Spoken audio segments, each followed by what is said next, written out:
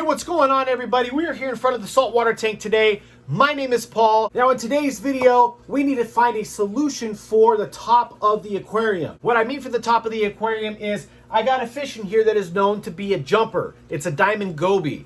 Now we need to have a lid in place up here so that he won't jump out.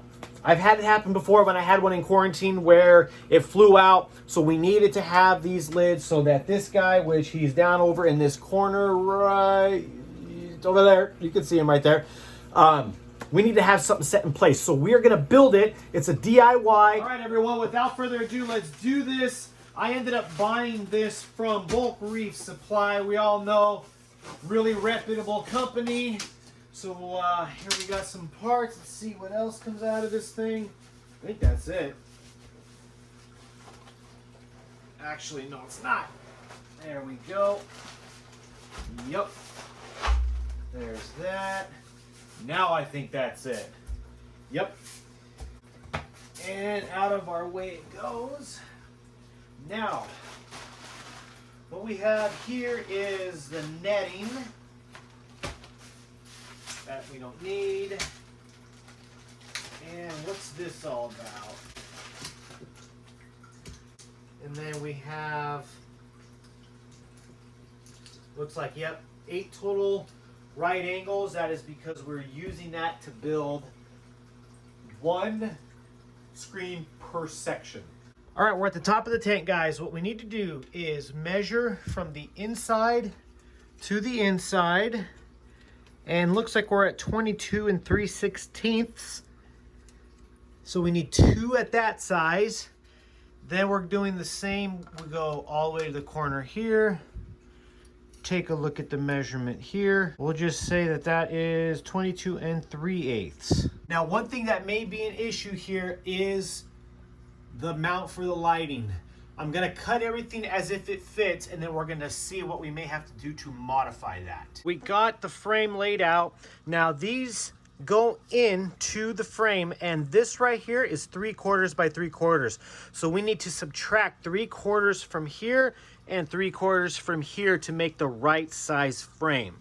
With this being 22 3/16, which is right here, we need to take away 3/4 on both sides.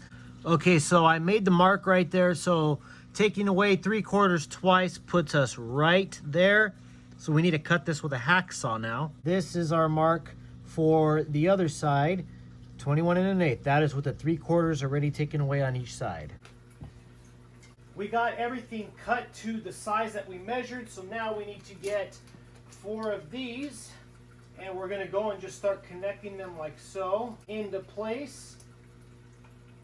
Got to get them to fit because of the cut, the shavings and stuff. Sometimes it can be a little tough. So there's one.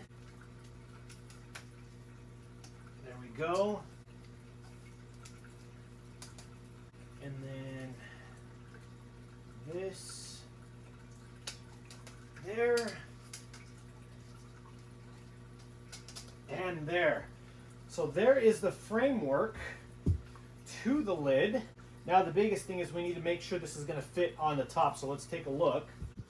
Okay, so we are here in place.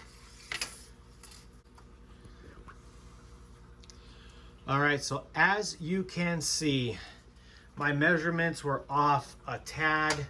We need to literally just cut a hair off of this, and that should be okay. And it looks like we're gonna have to do the same for here. So I gotta just trim them a little tiny bit. So after you guys have your frame set and everything fits into place, you got your mesh. So what you wanna do is cut it out so that you have a few inches on each side of the frame to play with. What we're doing here is we're installing this rubber strip here, and what it does is it locks the mesh into place. So what I did was I gave myself some room on each side so that it can get put into place. Now the roller that you see next to my arm, that is what you use to push this into the frame so that it holds the mesh in there. So again, yeah, you cut it out, You set it up and then you start laying that rubber in there, and then use the roller to push the rubber into the frame, trim the excess mesh off, and that's all there is to it.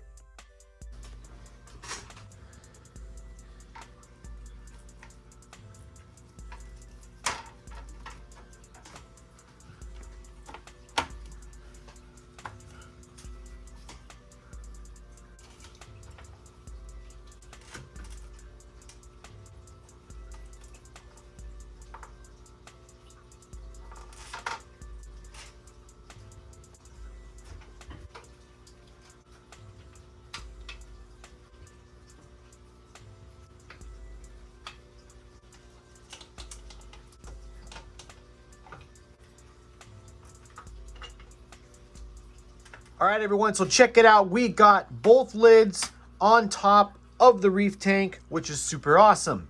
There were a few things that we had to do to modify for the back section. Now, when I say modify, I'm not saying like insane modify. I had to end up smashing it with a hammer right here, cutting this out, smashing with a hammer so that I could get the mount for the lights onto the tank. That was the only way because it just wouldn't fit on this backside. So I had to do it to both of them. Now, if I had purchased more of these, then I would have been able to go and cut this here, go like that, and I just would be able to go around like that if I had extra pieces, which I didn't. It is what it is. That is what I ended up having to do. As you can see, it's pretty taut, which is exactly what we want. This one's a little looser. And the part that I do have that's working for me is this opening is over the overflow. So nowhere where the tank is, which is this circle right here, or half circle, that is all covered with the net, and that is on both sides. So what I do currently when I need to feed the fish, if it's pellets, I just sprinkle them on top. They fall through these holes here, about 1/4 inch, I believe. Gets down into the tank, fish are good. If I'm gonna do frozen, you just go like this, lift it up. You can see that it won't come off because the mount of the light is stopping it. There, I lifted it up just now, see? Again, is it ideal? No, but it's gonna work for what we're doing now. So the main reason we got the lid in place was because the diamond goby that I added to the tank. These guys are jumpers. We did not want this guy to fly out of the tank. Definitely not something fun.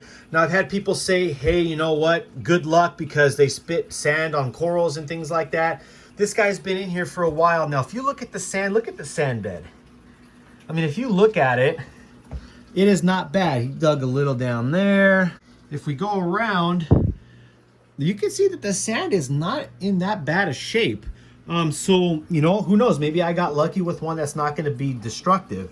So check this out, guys. I wanted to show you guys the skimmer that I got from Coral Box.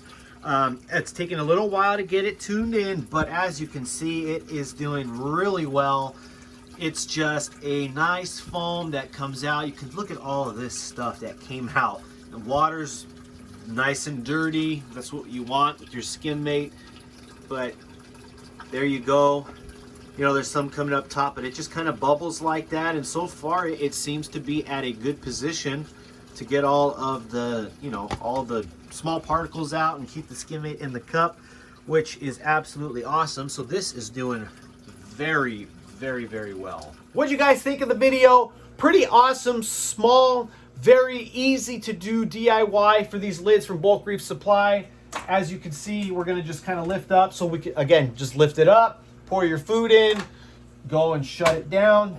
It's rocking and rolling. Works out really great. So far, it has been absolutely awesome. And it's a peace of mind knowing that in case any fish get spooked, we got a solution up here that's gonna keep them in the aquarium. So that's a big thing. I will have a link in the description to Bulk Reef Supply where I got this. They got a bunch of options for the size of your aquarium. All you gotta do is buy it, they ship it, you cut it, you measure, all that good stuff like we did in the video. You can have a very easy to do solution to keep your fish in the tank. And it's affordable, not that much money. I mean, I think mine was under 50 bucks. So yeah, very nice and easy, guys. Hope the video was informative. Hope you guys liked it. If you like fish videos, please consider subscribing and hitting the notification bell. Comment down below, what do you guys think? Have you guys used this DIY mesh lid from Bulk Reef Supply? Have you done something similar? Let us know in the comments. I absolutely love reading your guys' comments and responding to them. Love being engaged with you guys. So please, let me know what you think. That would be absolutely awesome. Also, if you guys could like and share, that would be absolutely fantastic. You guys are amazing. I appreciate each and every one of you for tuning in, checking out the video. See you next time.